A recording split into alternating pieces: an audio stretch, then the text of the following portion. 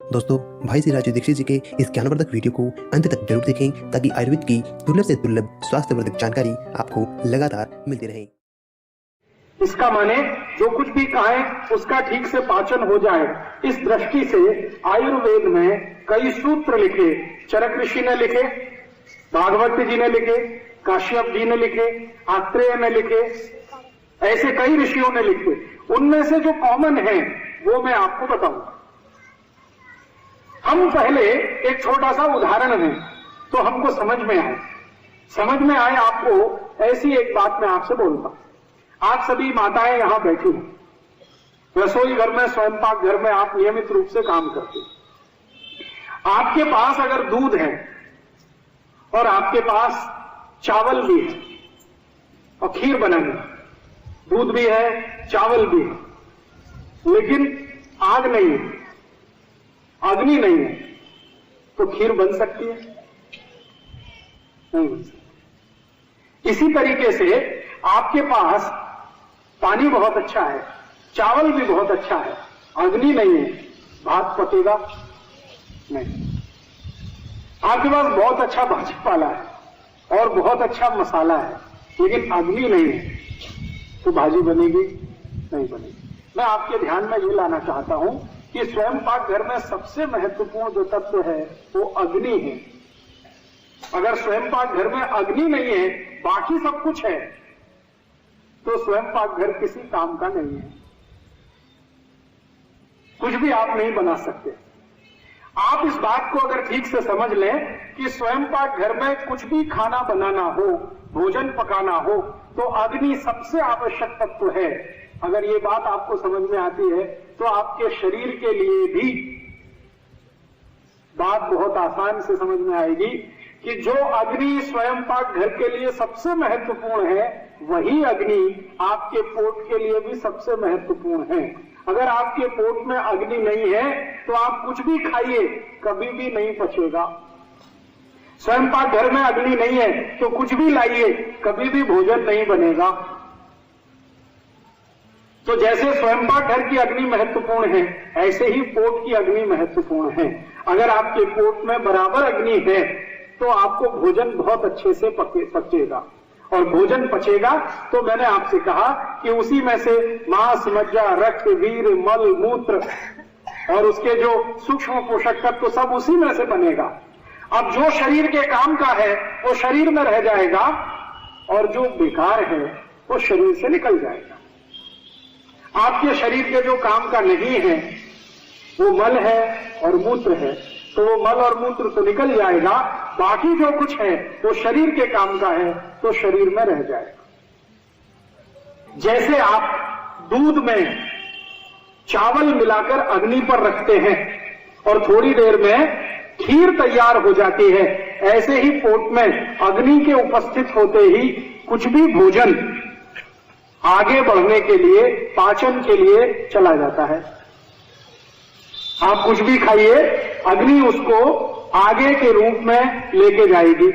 पहले क्या होता है, आप कुछ भी खाते हैं तो वो सब कुछ पेस्ट में बदलता है। पेस्ट का तरीका आपने देखा है। पेस्ट माने ना तो सॉलिड है और ना तो लिक्विड है, ना तो द्रव रूप है ना तो ठोस रूप है। द्रव और ठोस के बीच की अवस्था है जिसको हम पेस्ट कहते हैं। हमने कुछ भी खाया तो वो पहले पेस्ट में बदलता है और पेस्ट थोड़ी देर के बाद रस में बदलता है, और रस के आगे की जो स्थिति है फिर वो सब है जो मैं आपको बार बार कह रहा हूं, मांस, मज्जा, रक्त, वीर, मल, मूत्र, ये सब उसी के आगे आगे निकलता है। तो आपने कुछ खाया है, वो आपके पेट में जाए, ठीक रूप से पचे, और पचने के बाद उसमें से मांस, मज्जा, रक्त, वीर, मलमूत्र सम्यक मात्रा में बने, माने जितनी जरूरत है उतनी मात्रा में बने, तो जीवन पर्यंत आप बिना किसी रोग के निरोगी रहते हुए अपने जीवन को बिताएंगे।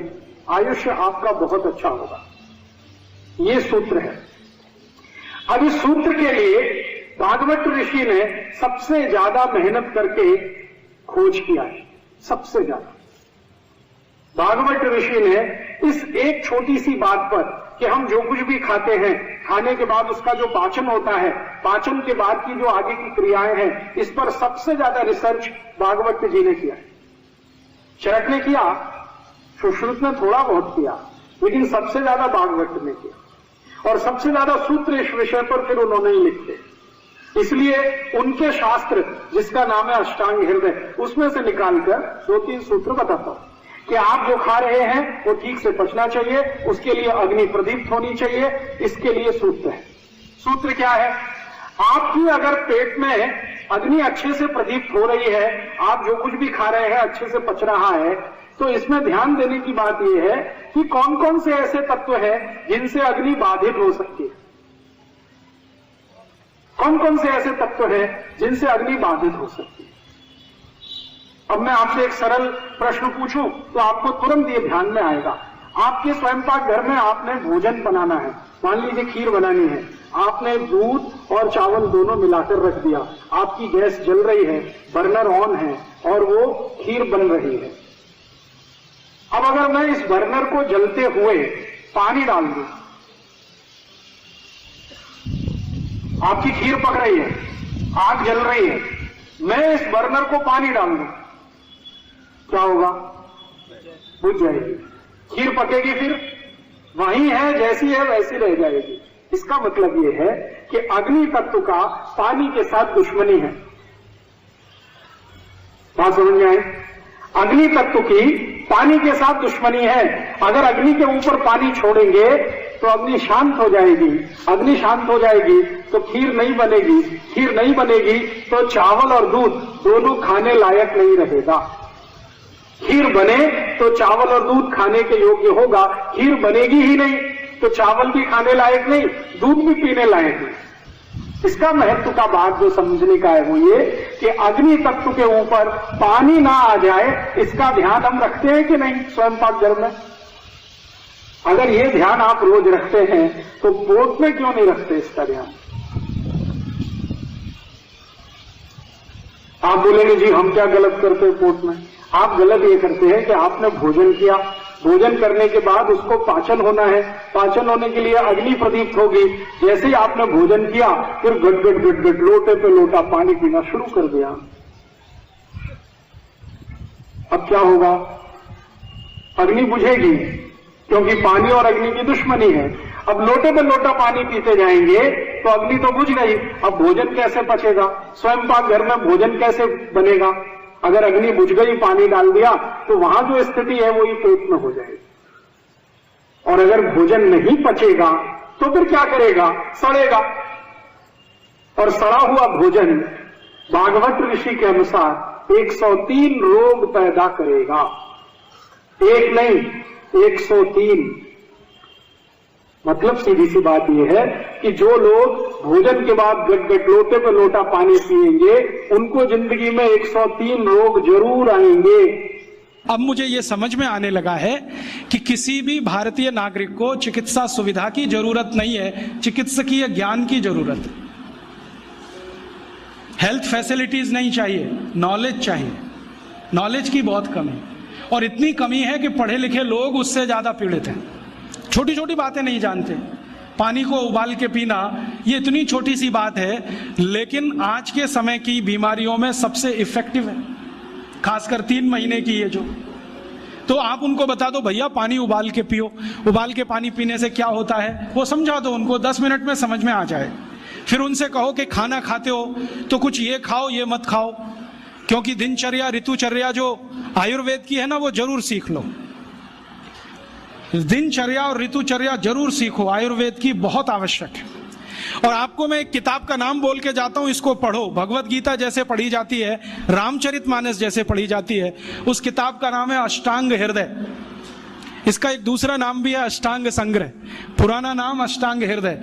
ये किताब का जो स्वस्थ व्रत है ना वो ऐसे पढ़ो जैसे आप धार्मिक पुस्तक पढ़ते हो। सरल भाषा में उनको समझा दो। फिर उनको बोलो पानी पियो तो घूंट भर भर के पियो, सिप करके पियो, ताकि ज्यादा लार शरीर में जाए, वात पित्त कफ तीनों संतुलित रहे।